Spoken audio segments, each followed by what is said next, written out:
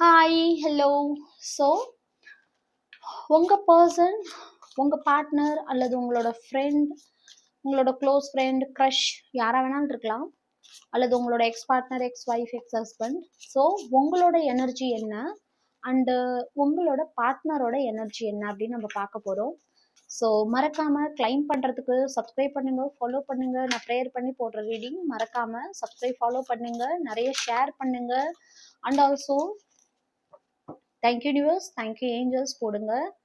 So உங்களோட energy and உங்கள் பார்ட்னரோட எனர்ஜி அது யாராக வேணாலும் இருக்கலாம், இல்லது நீங்கள் பாஸ்ட் பர்சன் என்ன நினைக்கிறாங்கன்னு தெரிஞ்சுக்கணுன்னா அது கூட இருக்கலாம்.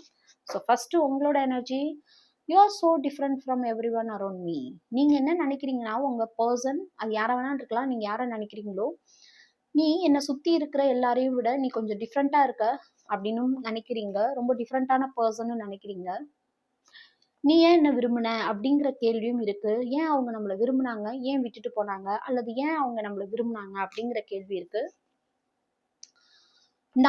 நீ நினைக்கிற மாதிரியான ஒரு பர்சன் ஏன் என்னை விட்டு போன அப்படிங்கிற கேள்வியும் உங்க மனசுல இருக்கு. அவங்க எதிர்பார்க்கக்கூடிய அனைத்தும் நீங்க பண்ணீங்க.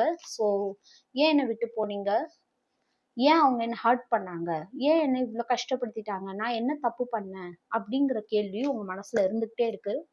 ஸோ உங்கள் பார்ட்னர் மனசில் என்ன மாதிரியான விஷயங்கள் ஓடிக்கிட்டே இருக்குன்னு பார்ப்போம். பார்த்தீங்களா, அவங்க என்ன நினைக்கிறாங்க, இந்த மாதிரி ஒரு நல்ல பர்சனுக்கு நான் டிசர்வ் தானா, நான் தகுதி தானா அப்படின்னு நினைக்கிறாங்க. பிகாஸ் நீங்கள் அவ்வளோ பிரியமாக இருந்திருக்கீங்க, அவ்வளோ அன்பாக இருந்திருக்கீங்க. ஸோ அவங்க அந்த மாதிரி நினைக்கிறாங்க.